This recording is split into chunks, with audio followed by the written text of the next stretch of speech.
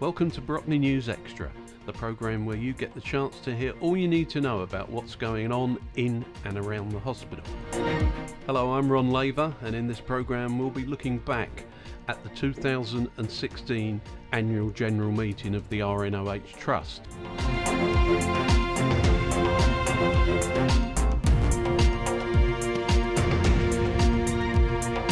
So let's go over straight away to the chair of the RNOH Trust, Professor Anthony Goldstone.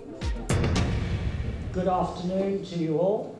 I, for the sixth time now, and many previous chairpersons for over 30 years have stood on this stage at this time of the year and said there is going to be a new building of the Royal National Orthopaedic Hospital. Well, actually this time there is, and this is the first phase of it, which you will hear about during this meeting, and it will be the start of what we hope will be a whole chain of developments which will give rise to the rebirth of this campus.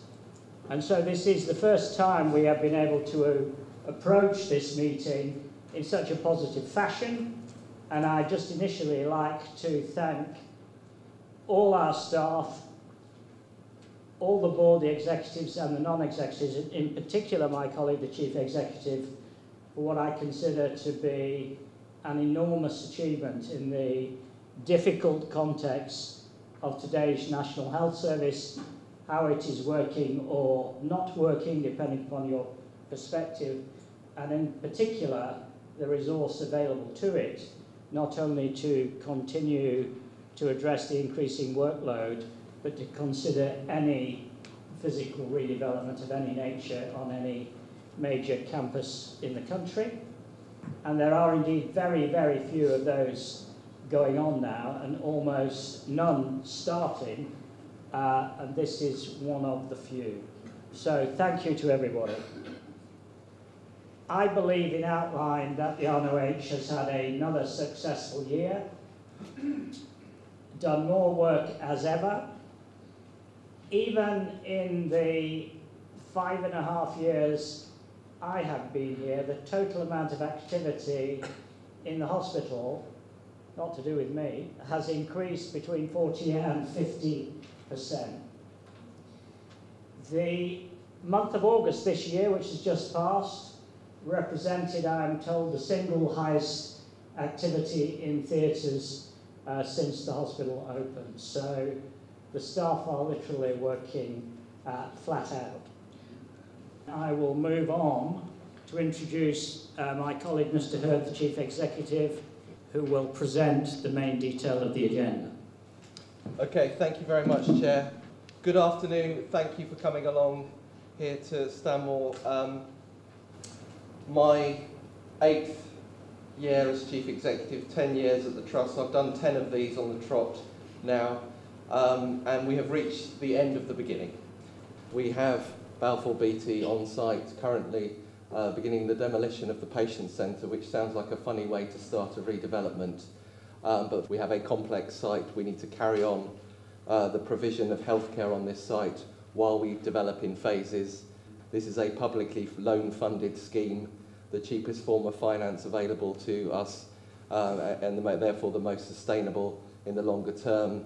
It is paid for initially from a bridging loan against a land sale receipt and selling off part of our land, which many of you will be aware of, the Western Development Zone, from the planning permissions that we've had over the years and involved and engaged you and the local community with, for housing development to bring much needed housing to the area and investment in our hospital to stay on this site after 35 years and 13 independent reviews of determining where we should be located. So the end of the beginning has determined that we, the Royal National Orthopaedic Hospital, Tertiary Academic Centre, UCL campus, with our academic partner, University College London, will be staying at Stanmore.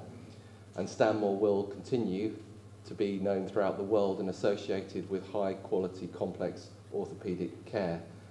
The first phase replaces up to 123 of our beds with the spinal cord injury centre will remain, and indeed we will be expanding the spinal cord injury centre alongside this very shortly with 6 extra beds, and we are in discussion on an exciting garden landscaping partnership with charitable funds to really set the whole area around Aspire and behind spinal cord injury department alongside that relatively modern building in our terms, as well as this building which is replacing 123 of the beds. So we still will end up with some beds in old facilities, not least of which are the theatre complex and the ITU, associated ITU complex.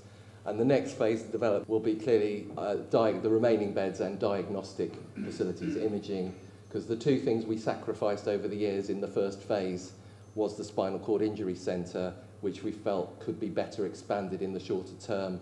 As a London spinal cord injury centre, there was a critical shortfall of spinal rehabilitation beds in the south of England, and we're being supported to expand that because obviously patients' needs are better served in an expert rehabilitation centre than stuck in trauma units, A&E departments where they're being medically looked after but not necessarily rehabilitated, and the sort of world-leading service we provide in our spinal care unit. So as well as, it's not just this ward block, it's that expansion of the spinal cord injury centre, the landscaping of the garden, the tidying up of the site, which, as you know, is a higgledy-piggledy low-rise site of chaos and complexity of car parking, which we have to, over a number of years, resolve, and we will start feeling more like a proper hospital with a main entrance, a ring road, a bus that comes into the site, opening 2018. But our academic partners, University College London, depending on which ranking you look at, they would say they're the 4th leading university in the world, very much on this site in the bioengineering side of things. So although we sit in the medical part clearly with our medical connections with the medical school and the division of surgery within University College London, the engineering is a very important element of what we do. So we have the London Implant Retrieval Centre that takes failed implants and hip and knee replacement, shoulder, spinal implants from around the world, the largest retrieval centre outside of the US, and does research into why they fail, and we learn lessons from that and increase the longevity of and performance of implants that patients receive across the globe. Other examples of our Aspire Create team that are really giving mobility back to patients and giving quality of life back to patients using technology, using robotic wheelchairs that climb stairs, using a whole range of aids to function that transforms lives. So that bioengineering hub, which will have labs, it will have ability to manufacture prototypes, it will have teaching space, it will have office space, it will be somewhere where the clinicians, the academic, both engineers and medical academics, will share ideas, innovate, and yes, work. This is just one department of UCL out here in Stanmore, but link in with that world-leading university in town. So the concept, this is not just an orthopaedic hospital, it is an academic campus that will be bringing more undergraduates and postgraduates to this site, running courses, running postgraduate degrees, MScs, a whole range of courses and education facilities. Remember, we train a quarter of the orthopaedic surgeons in this country spend time through this facility. So our academic status is very important because it is appropriate for your clinical care to take place in a local setting. You may need onward referral to Stanmore for complex care, for a range of conditions that aren't treated locally, and we are therefore privileged to have the ring-fence ability to focus on that work, and we need to be the place that innovates, that is trialling the implants of the future, that is coming up with the new ideas, the new treatments, and those can be safely then rolled out across the UK and across the globe. We also, you may have noticed, have some accommodation needs in terms of a variety of aspects. So family accommodation for families of children who stay on the children's ward as inpatients. And as you know, one of the main reprovisions in that new ward block is a new children's unit, a children's garden, a play area, and new facilities for children around, and a suitable ward for modern healthcare for paediatrics. But the families of those children who can be in for some time appreciate somewhere to stay on the site, and we give them pretty rubbish facilities at the moment, and we have plans with charitable funds in place and agree with the Six Children's Trust for this phase on Princess Eugenie House, which will have that accommodation block, potentially rehabilitation space, and the reprovision of Graham Hill House, which is associated with the Spinal Cord Injury Centre. So that area of the campus around the Aspire Centre, and outpatients will be transformed in the next 2 years with these 3 buildings that I've been describing. I should also, of course, have mentioned that when we talk about the redevelopment, we have completed outpatient department refurbishment. A new children's outpatient department is now opening. We've got a new fluoroscopy suite in imaging, to say another of our areas that does a lot of work in some pretty poor infrastructure, and we need to equip that better and give them better infrastructure for the imaging diagnostic services. But we are pleased that we've been able to get this outpatient refurbishment, the preoperative assessment done. This is all associated with emptying out the patient centre so that we can free that space to put that new ward block on with access to operating theatres from that direction. We have more car parking spaces than ever before on this site, and we are the only remaining acute hospital in England that does not charge staff or patients for car parking. So yes, it's going to be a bit more chaotic, and yes, there is frustration that but we have allocated the nearest car park to patient areas to patient use only. Many local residents we remain in dialogue with around local traffic management plans, with the most oft asked questions is which way are the lorries going to travel? So the lorries are going to have the right, and we've been working in partnership with the Residents Association, Stanmore Society, to try and keep the messages consistent. But the lorries, whilst they have the right to come either way up from north, either coming up Brockley Hill or from the A41, but they are encouraged and most likely to be taking the route up from the A41 heading south. So coming in and turning into Wood Lane, one set of contractors and the other set of contractors coming into the Brockley Hill entrance, and there is a road infrastructure being created to allow those lorries to go to the relevant building yard, whether it's the bioengineering hub or the new hospital facility.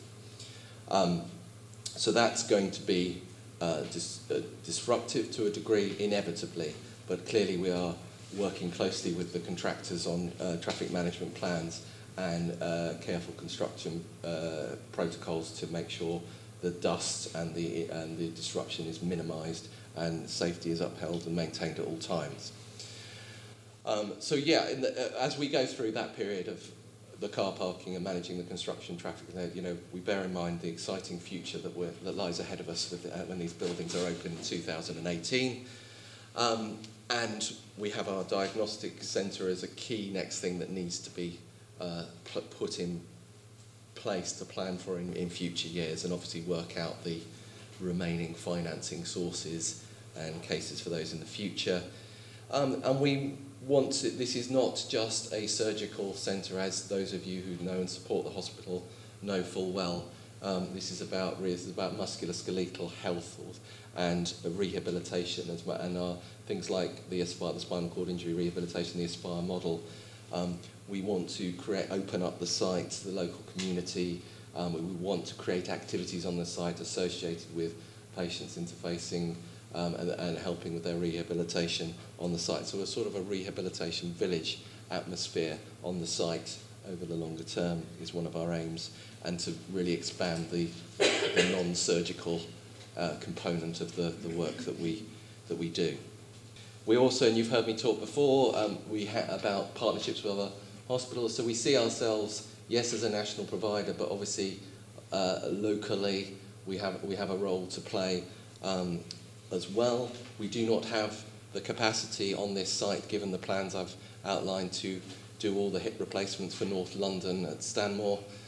So we, in terms of work that is more appropriately done in a local setting, we continue to work on partnerships with other hospitals, the most advanced of which is the proposal for expanded facilities at the Chase Farm site to do elective orthopaedics there, and we will run that in partnership with the Royal Free London along the sort of time. We're talking about 2 or 3 years at the earliest away from a full increased capacity to the rebuild on the Chase Farm site.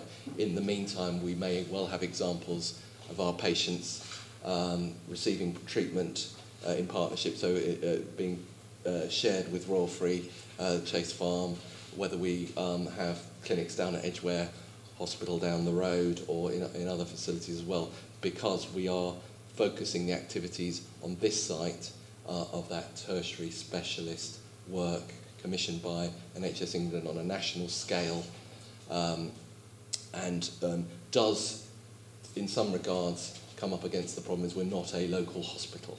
So we value support from the local community, but the local community would often find it difficult to get referrals in where that is more appropriately dealt with in other hospitals, because our capacity, our staff and our facilities are commissioned to deal with the national profile of referrals. And we have, as I think I've said to you before, the longest average journey distance from home to hospital of any hospital in this country. So people travel a long way, even further than Great Ormond Street, the Royal Marsden and the other specialist centres, to come to Stanmore for treatment.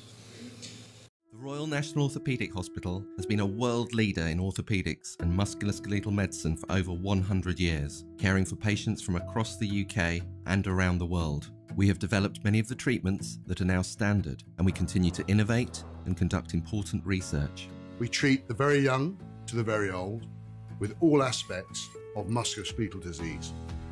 We treat the common problems, more complex than the rare, and provide a solution to get patients back to independent living who are pain-free. The main hospital site in Stanmore, northwest London, has been home to an ever-expanding centre of specialist units and departments ranging from orthotics, prosthetics rehabilitation, to spinal cord injury and complex nerve surgery. The demand for our services has grown year on year, and in that time, the estate of the Stanmore site has been under increasing pressure. Many of the buildings have needed constant patching and repair and are now outdated. Finally, after many years, we are pleased to announce that we have the go-ahead for the first phase of a major redevelopment of the Stanmore site. A redevelopment that will provide new buildings and facilities to match the world-class care we provide. Phase 1 will be a 5-storey ward block containing state-of-the-art paediatric and adult inpatient wards, providing up to 123 new beds. The new block, costing around £40 million, will deliver the latest in hospital design, giving our staff the appropriate environment to care for our increasingly complex and growing patient group. Starting with the demolition of the patient centre, the construction of the new ward block will begin in August 2016 and end in late 2018. We have worked closely with our builders Balfour Beatty and the architects BDP on the design of the new block, which uses the latest materials and construction techniques, making it more energy efficient and environmentally sustainable. This is a huge step in the long history of the RNOH. We are justly proud of our legacy and we are excited about our future. On behalf of the RNOH, I'd like to thank our staff, patients and supporters. Because of you, we will continue to be here for another 100 years, putting patients first, always.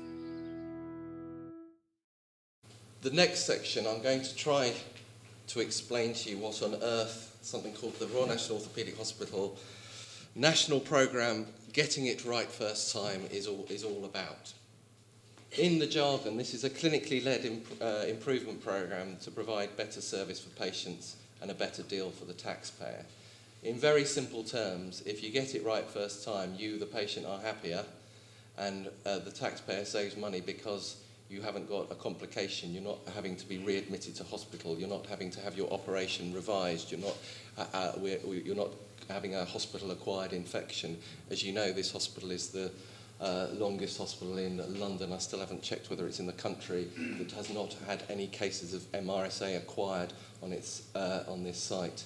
Well, since 2009, and that we've all but eliminated C. diff acquired on the site, which was 2 last financial year, and is one of the only hospitals in London with 0 this year. So clearly, infection complications are horrific for patients, and they, by the way, cost a lot of money. So in this health service that is severely challenged, it's a rather obvious point that if we can do something that is good for patients, that saves us a fortune, we should be doing it. And we felt that as a national centre, somewhere like the Royal National Orthopaedic Hospital, and thanks to Professor Briggs, who really has taken this across onto a national stage, is a good place to be hosting this as part of our contribution back, what we give back for the privilege of being able to have this ring-fence site out here in Stanmore, focusing our expertise, that this gives back to the National Health Service from that privilege.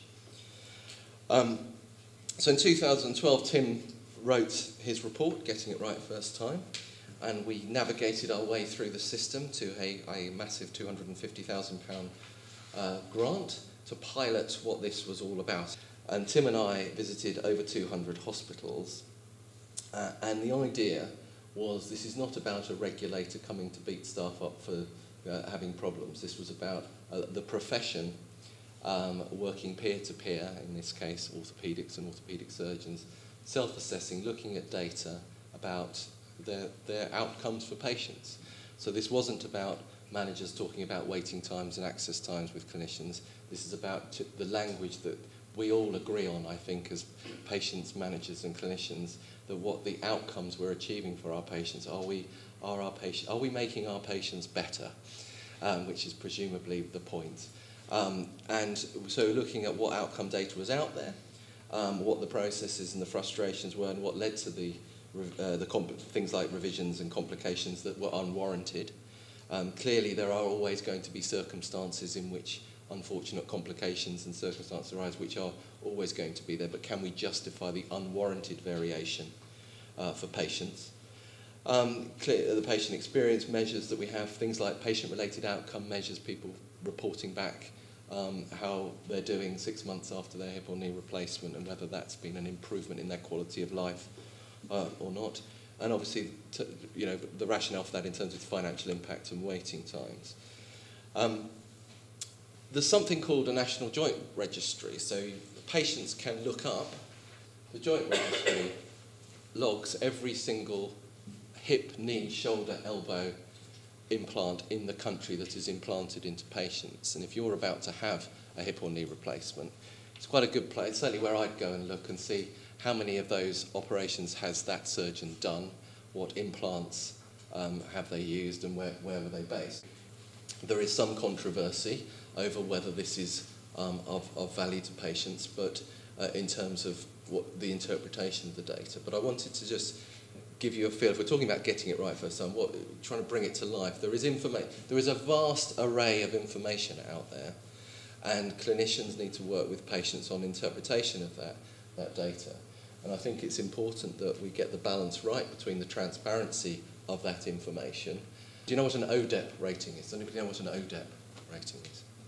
So you go to this technical website and you're worried about where you're going to have your hip and knee replacement, and there's something called an ODEP, and you've got these wonderful charts. So there's an example, you might be a bit worried if your implant hasn't been ODEP rated, right, but you won't know what it means. So I think on the one hand it's useful information, on the other hand it needs to be appropriately interpreted. And I think getting it right first time is a classic example of, if you look at the data, you've got to talk to people about data, because you've got to create the story with clinicians about what does it actually mean. And I just wanted to use that by way of illustration. So this information is out there, and there's this big public and political debate that we should get all this information about it into the public domain, which absolutely yes, but it has to be in an informed way and an understood way. We did some international benchmark across all different countries and how they collect And everybody does it differently. How do you compare like with like? How do you understand whether the Royal National Orthopaedic Hospital is good, bad, or indifferent relative to others? And we appear to look really, really good, but how do we evidence that? So what did it tell us when we went around? I mean, it felt a bit like these people who visit every football league ground in the country or something. We literally visited, as I say, nearly 200 hospitals and talked to hundreds of clinicians and chief executives and finance directors and clinical directors. And the variation in track record of different implants, techniques and procedures being used. Again, we make no judgments necessarily on that, but the importance of talking through and understanding why some of these things exist in order to learn from. And going back to our point, we're not just a hospital, we're here to learn, publish, advise the outside world and others in practice of what the ramifications of this learning is.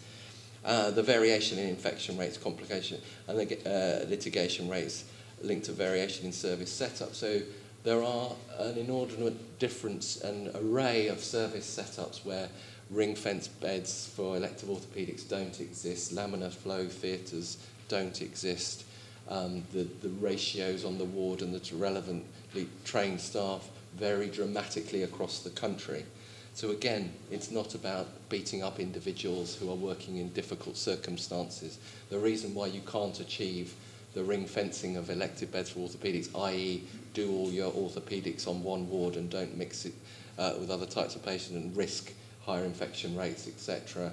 The reason why that exists is because it hasn't been planned correctly in the first place. It's not the fault of the people there and then with the ambulances turning up at the front of the hospital, impossible to discharge the patients at the other end. You can talk the theory of ring fencing elective orthopaedic beds on that day, but it doesn't make much sense. You have to admit the patients. But you have got to show the evidence. You've got to weigh this all up. But we found clear correlation between those sorts of attributes and outcomes for patients, infection rates, the revision rates, the complication. And, blinding the obvious, but we should evidence this, shouldn't we, that the more you do of something, the better you are.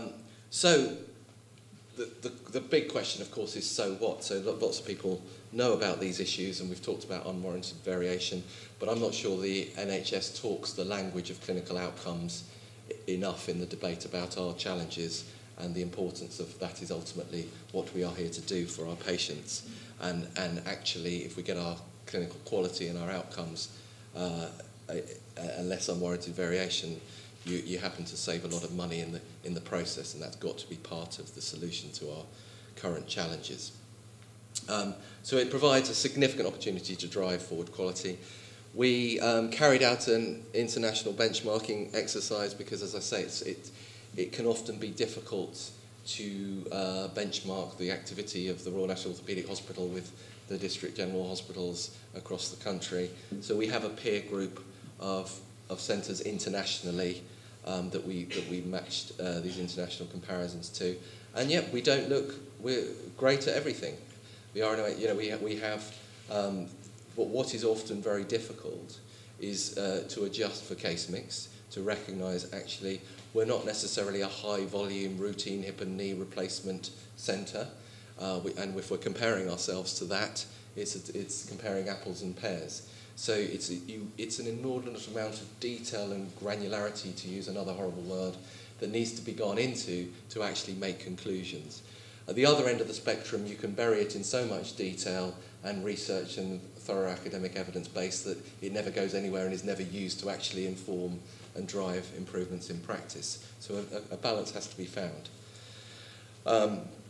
We have a University College London, I'll use the formal terminology, collaborations in leadership and applied research and care grant with research assistants dedicated to proving whether any of what I'm saying is of any value. So does this methodology actually lead to change and improvement? And that will be formally published, and therefore other specialties can learn from that exercise. And I think there are important components to this about it being clinically led. It wasn't a management consultancy exercise in terms of the spirit of how it was done. It was to engage with clinicians to have that conversation about outcome data. and it was fully supported, and in fact fundamental to it was the professional associations partnership approach. So I think it's quite a good return on the investment of £250,000 that was made, that is now growing because the idea is being supported, but we need to hold on to the philosophy of what I've described, because we are now being asked through the Carter programme to turn this into something that's going to help solve the challenges of the National Health Service. So we're rolling this out, and we consider it to be complementary to, not conflicting with anything else that's going on here. We consider it to be fundamental to the role of a national centre such as this, to not just sit here in Fortress Stanmore looking after ourselves, but just to be getting out there and servicing the wider NHS. And this is just one example that I'm giving you here today of many examples here of collaborations that take us and are growing more and more out of RNOH. There's something called Right Care, which is support to commissioners, and the care, provides data to places like the Care Quality Commission. Our data is now being used by the Care Quality Commission. Again, but we tread carefully with that because we want it to be locally engaged with rather than a regulatory intervention. And we are also something called a Vanguard site, so a National Orthopaedic Alliance Vanguard. So we use this data to really start publishing on what good looks like for patients, what ideal pathways, what outcomes you can expect from interventions. And we're in partnership with many hospitals across the country, including Royal Orthopaedic Hospital Birmingham, Nuffield Orthopaedic Centre in Oxford, Robert Jones Agnes Hunt in Oswestry, and the Wrightington Hospital as the core group that are partnering up on a national orthopaedic chain of partnership, looking at how we improve. Again, I'm not going to go into all these, but just to give you a feel of what was born at the RNOH is now going out across all of these different specialties, and it is happening now. There are senior clinicians using this methodology across the country in all of those specialties, with teams supporting them to do so, supported by the Department of Health. So we are formally under Lord Carter's improvement programme, NHS Improvement, and we want to continue to expand into other specialties. But clearly we need to keep an eye here at RNOH on sticking to the knitting, and it's the clinicians in those other specialties are doing this. We're supporting the methodology. We're not claiming to be experts in other specialties here at RNOH. It's a methodology that we're doing, but I think I use it today as an example of something that we export out of this national centre in return for the privilege of having our capacity ring-fenced on this site, the privilege of being able to develop specialist services over 100 years. At the end of the beginning, I described it, expanding that into the future, and we need to keep that so that we're supported by the wider health service. That's one of the reasons why it took 35 years and 13 independent reviews, because we needed to show that we're a help to the health service more generally. In terms of now moving on, so the highlights of last year, in August, what some people think of as a quiet month, the first time ever we had 1,000 procedures in our operating theatres in 1 month. So the referrals keep coming, the growth keeps coming, and this is in areas where we are commissioned to provide that activity. So it is not, as I said earlier, activity that you should receive in your local hospital. It is activity largely referred on from your local hospital to receive the specialist treatment here.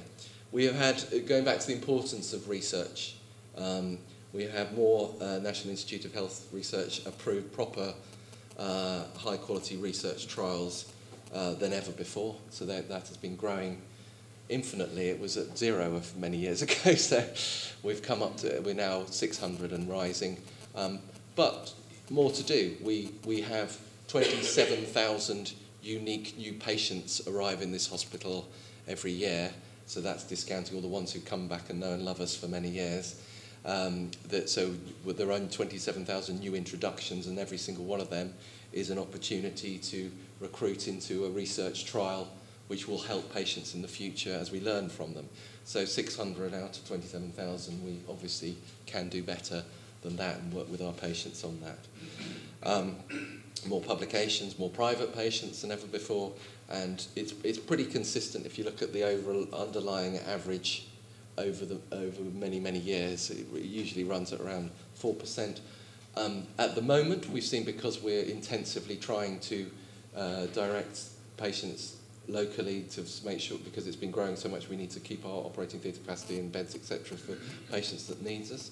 We've kept it down to about 1% for the last 6 months. The worry is that is just stemming the tide, and we want to make sure we're not just sending patients round the houses back to a local hospital and then they arrive back with us. So the underlying demographic trend, if you like, it could still be 4%, but we're just delaying the tide. But we think we're making some progress on that to make sure the most appropriate care is received in the appropriate place.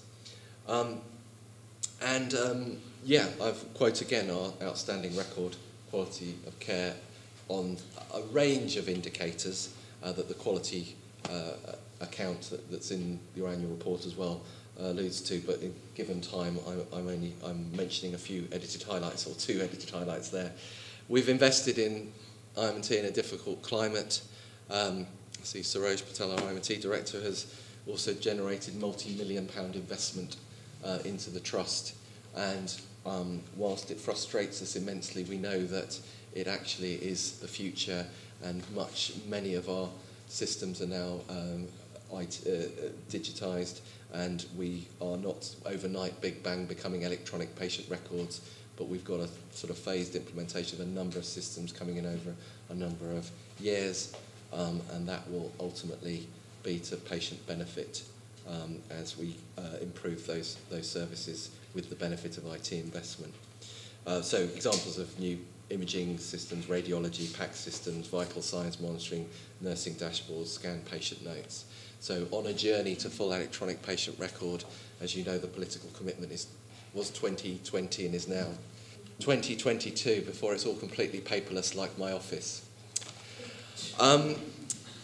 We face, however, so we have to have a realistic balance here. I've talked very positively, but let's be honest, we are not perfect.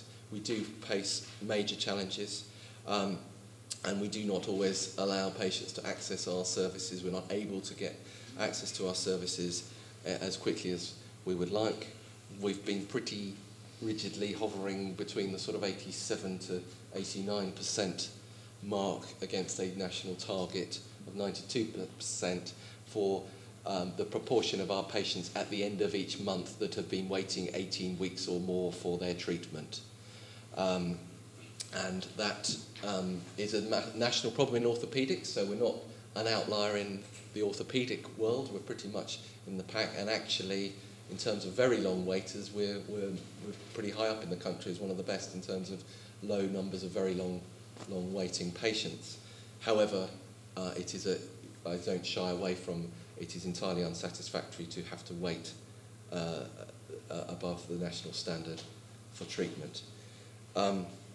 We have a staffing challenge in the health service. We are fortunate here at the RNOH to have a fairly good track record of recruiting high-quality medical staff, nursing staff, allied health professionals who stay here for some time and build up skills and experience. But we are not immune, and certainly the last year has shown those challenges from filling our vacancies in some particularly hard to recruit areas, and that continues to be a challenge for us. So the temporary staffing bill, the agency bill, we would all like permanent staff on our wards and theatres and other areas at all times, and we're not achieving that. We're not filling our vacancies, so that remains a challenge. So that has quality ramifications as well. When you've got high turnover of staff, clearly we need to manage the risks around that, albeit we have some of the best nursing ratios in the country, and believe that those nursing ratios are one of the reasons for our outstanding outcomes and quality of care that we achieve. And we are managing our risks by, as you'd expect, having action plans and the like to reduce vacancies and international recruitment initiatives and a whole host of initiatives which we have been hoping are now starting to show evidence that the vacancy levels are coming down as we go into the autumn, but it's a constant battle.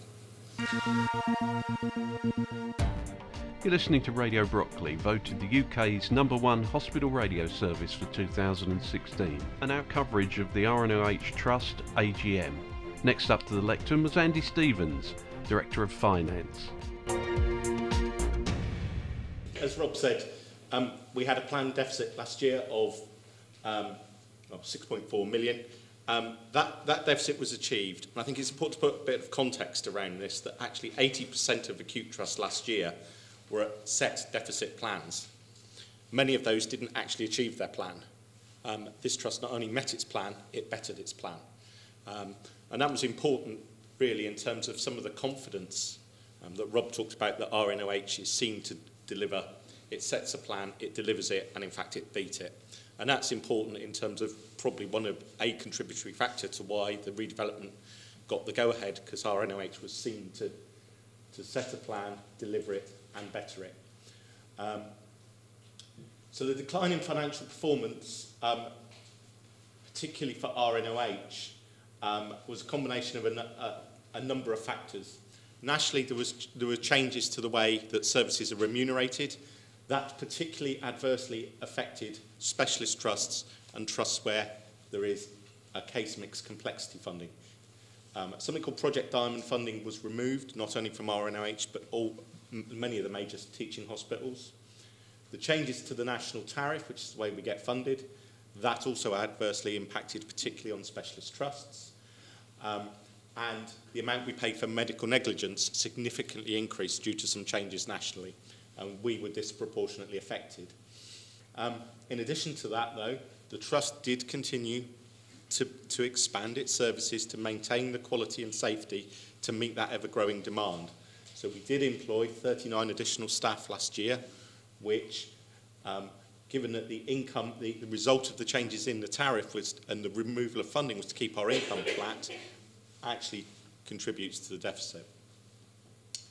Notwithstanding the difficulties nationally, we did deliver on new investment, digital dashboards, radiology replacement, new theatre lights, and getting ready for the redevelopment, which was eventually delivered. So whilst the headlines for 15-16 are not palatable, losing £6.5 million, that is what we said. We bettered that. Actually, we only lost 6.1. We bettered the plan that we set out to deliver. In terms of what we're statutorily obliged to deliver, we actually met all of the 4 key financing targets: capital, external financing, cash, and the duty to break even. Historically, we've had surpluses here, and the way that duty is calculated is over a rolling 3 years. It is highly unlikely we'll meet it in the coming year, because we'll have 2 years of losses in there, but technically we did meet that duty. The one target that we didn't meet was around better payments practice code, although there was a significantly improved performance on previous years. So looking forward to 16-17 and the prospects. It's another challenging year. Our plan for the year, again, is a deficit budget. However, that's been agreed by the regulator. They understand why we are where we are. And 5 months into the year, we're on plan to deliver that. We're also facing a number of challenges along with other hospitals. There's a shortage in key areas, particularly the nursing workforce is difficult to recruit. We've got an underlying demographic problem of an ageing population and an increasing demand for our services. That's not unique to Stanmore, that's a national problem. We're also operating against the backdrop of constrained funding, and we have the challenges at Stanmore of maintaining and improving the infrastructure on site. That having been said, 16-17 will go down in the RNOH history of the year that the redevelopment got approved. and the funding is in place. The loan agreements are signed. We are starting to pull that funding down. It is real, it is tangible, it is cash in our bank account. And that is perhaps something that a lot of people didn't believe we would ever achieve. And even if the business case was approved, would we get the hard cash to actually make it happen? You know, the builders are on site, they have started. It's also fair to say that we're continuing to work on taking forward other developments, and some charitable contributions are helping us do some quite significant developments in the year, certainly around the new fluoroscopy unit, which will open imminently, and the refurb of children's outpatients. So the aim remains is to treat as many patients as we can, whilst we enhance the productivity, we maintain the safety, and we improve the environment in which we're operating in. And finally, before the chair wraps up the meeting, we hear from Andy Goldberg on a new crowdfunding initiative. I'm very honoured to speak to you today. I mean, in a time where the RNOH has always been first in many things, we're delighted to be the first at something that's quite new and novel, and you're the first people to hear about it. So this is this concept of crowdfunding. I don't know if anyone's heard of crowdfunding, but if you have an idea and you want to tell people about your idea, typically you talk to your family, your friends, and they may give you some feedback, some support, and that's typically how you develop your idea. Getting an idea off the ground is actually quite difficult, because what other options do you have to get some funding to develop your idea? Well, you can apply for grants. That's a complex, long, onerous process, but is available. You could apply for various different bank loans, but you've got to be much more developed. You go to venture capital groups, you're much more developed. You go to charities, again, charities finding it increasingly difficult to find innovative ways to raise money. So crowdfunding is effectively the friends and family model, but widened. Okay, so to everyone that you know, and everyone that they know, and everyone that they know, creates a crowd. And using now modern technology and social networking, you can get to a lot of people very quickly. And it also validates an idea. Now, if you think about it, if you went to someone and said, give me 100,000 to develop an idea, and it didn't work, they'd be quite upset that they've given you quite a lot of money to develop an idea. Flip side, if you went to 100,000 people who gave you £1, no one would be that bothered if they lost £1, but you've got the opportunity of giving life to a fledgling idea. And it also validates the idea, because if 100,000 people back your idea or support it or like it, that's a great way of saying, well, actually, it's not a bad idea. And the charity here is delighted to be novel and forward-thinking. But it's not a new idea. I was first approached in 2004 by a group of guys setting up something called Kiva. And Kiva was this concept of, I've got a project in Africa. I want to, say, for example, create a water purification service in Malawi, and I'd like people over here, executives, to back me to develop my idea. And at the time I looked at it and I thought this was a bit crazy, and although people are quite charitable and philanthropic, I didn't quite see that this was an opportunity. I was wrong. Since 2005, Kiva have actually raised 900 million of funding, okay, and that's for projects usually in the developing world. But it's for charitable projects, and the money is returned after a small amount's given.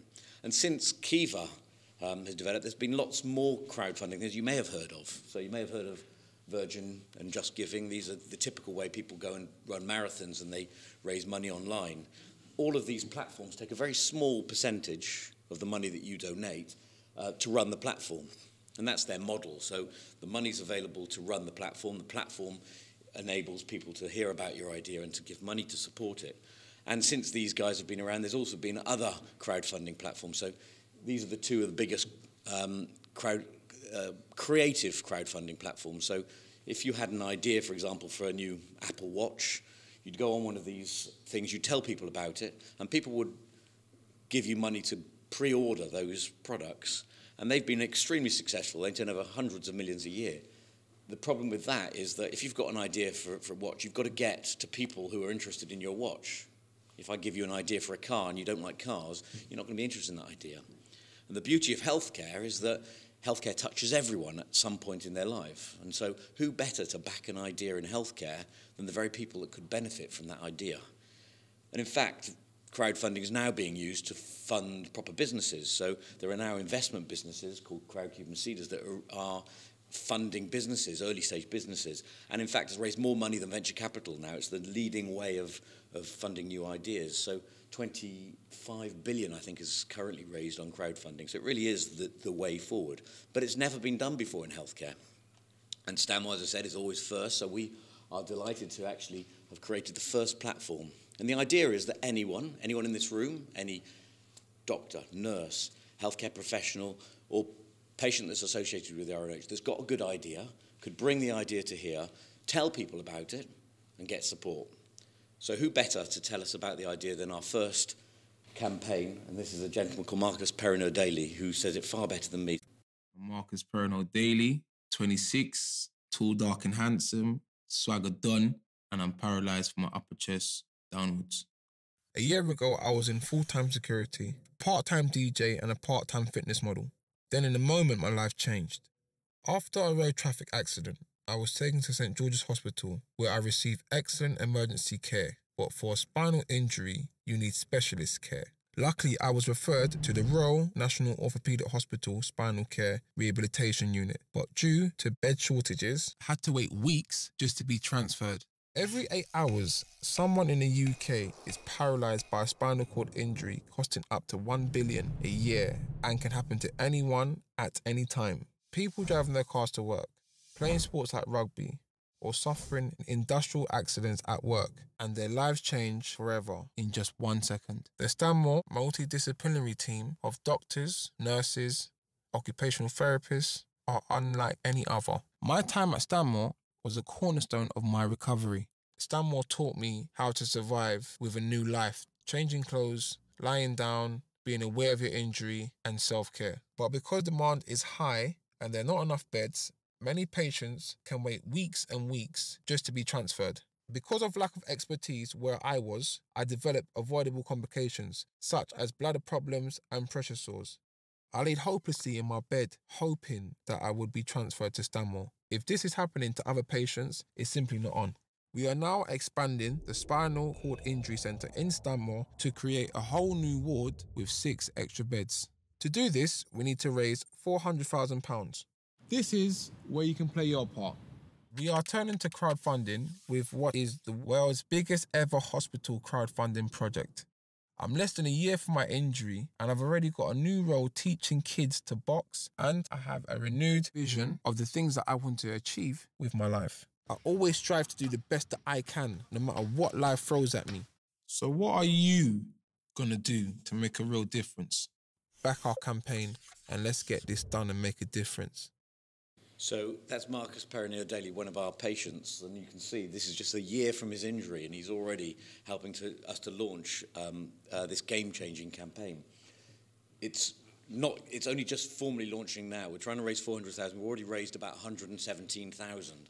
And so what we want is for people to tell other people about it, to support the project.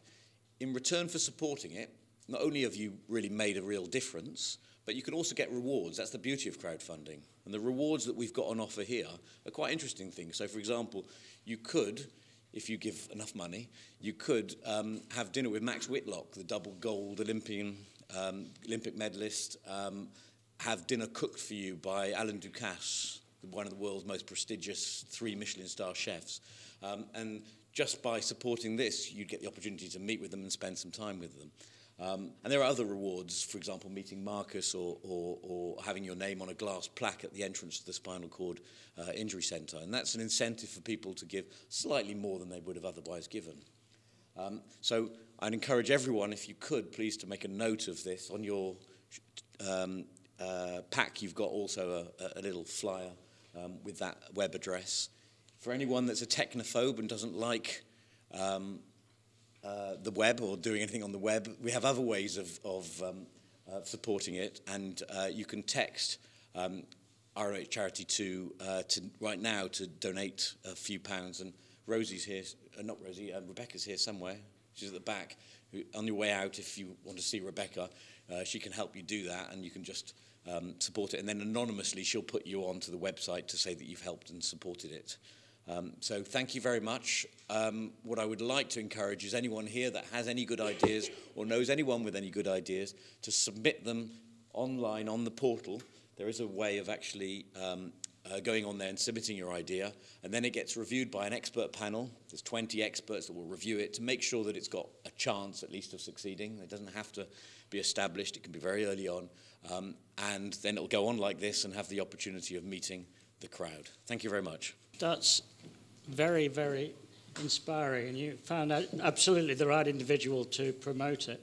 Let me just say a couple of words about what does it all mean, everything that you've heard today. So once again, we should congratulate all the staff that we have navigated our way through all the difficulties of the current NHS to secure the future of this very important organisation where fantastic expertise is concentrated in 21 different musculoskeletal specialties and activities. This is an enormous achievement. We are seeing more than 120,000 patients a year now. One of the ironies of all this is that if the quality of issues of centralisation really played themselves out, we would, of course, become virtually the first on the list for any patient with any significant musculoskeletal problem in the country to wish to come here. In fact, although we're seeing more and more patients, we're turning more and more patients away. Although things like the GIRFT are designed to raise standards everywhere, what they will also do is begin to point out where the best people are doing the best things for the biggest numbers of patients with the best outcomes, and that will, of course, attract patients to wish to go to those institutions. I think there is no national plan to cope with that, and we will be both the beneficiaries and the losers in terms of the demand on the systems here for that kind of activity.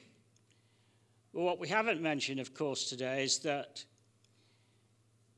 virtually everybody in this room would not be here unless they were au fait through all the various media with the various issues of the NHS today, which in blunt terms are not being addressed. The resource is not available, and that is a matter of national, public and political choice to make the decisions of what you want to do for your population and where not you are prepared to pay for it. This ludicrous situation where we run in deficit here is really not because our local inefficiency, although there is some everywhere and things can always be improved, because the tariff, what we get paid for what we do, is in many cases insufficient for the complexities, the skills and the resource needed to carry out that individual activity. Those things need to be addressed at higher levels than single institutions in the country, and there's little sign of that happening at the moment, although in many ways you could argue that if you don't do it in the next 3 to 4 years, there will never be a more easy or straightforward time in which to address those problems. What I would like to do is to acknowledge the presence of Radio Brockley, our perpetual supporters, the country's greatest hospital radio service. Award-winning, multi-award-winning. Multi-award-winning, high technology and high enthusiasm. Thank you as ever. Thank you all for coming. Spread the word and spread the money on the crowdfunding. Thank you very much. Straight after the meeting, I managed a quick word with CEO Rob Hurd. But before that, I also spoke to Andy Goldberg on the crowdfunding issue. You spoke about a crowdfunding initiative. Is it just an extension of the hospital research work?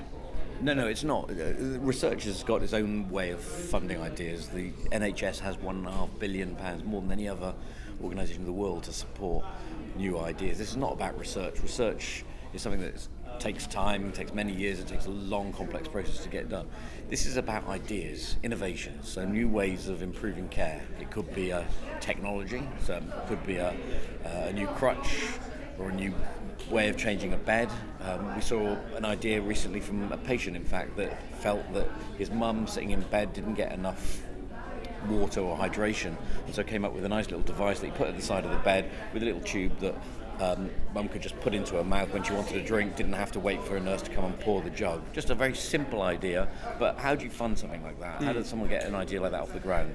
And that's what crowdfunding is about. It's putting the idea out. If people like it, everyone becomes their own dragon of Dragon's Den, yeah? So everyone backs an idea. You only have to give anything from £1 upwards, and if lots of people give £1, then there's enough money to baby up the idea. So it could be a new pair of crutches, it could be a new service, it could be a new technology, a new app. Technology is taking over at the moment, or it could, be just something that's going to help the care of the patients are getting.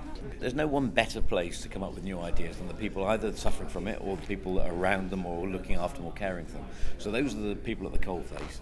The problem is that those individuals often lack the skills to make their ideas happen, and so this platform helps connect people with great ideas, people with the money to help support those ideas, and other people who are people that make ideas happen. I've got the Chief Executive Officer, Rob Herb, with me now. How pleased are you that the building seems to have started? I think, many people never thought they'd see the day, and some people still don't think the day has arrived. So I will stand there in 2018 at the front of the hospital and say I told you so, because I've been saying it for years and I thoroughly believe in this place. It's fantastic, the building's going up, and I hope this is yes, it is only the first phases, but I hope it's a stepping stone for many phases to come. And it's 90 to 100 million of investment here is not an insignificant amount of money at a time when it's so difficult in the health service to access that scale of investment. So I'm absolutely delighted. It's been through dogged determination and sticking with it, not running away from it, and ultimately supporting the staff, and thanks to the many patient supporters and Radio Brockley and everybody that supports the organisation, because it needed that whole collective approach to get over the line. But we got over the line, and hopefully we'll fly on to great things from here. Well, congratulations to you and the board and everything you've done, and good luck for the future. Thank you very much, and thanks again to Radio Brockley. No problem. It's great to have you. We hope you've enjoyed our coverage of this year's RNOH Trust AGM. If you'd like any more information, or indeed get a copy of the 2016 Trust Report, please look on the hospital website, rnoh.nhs.uk.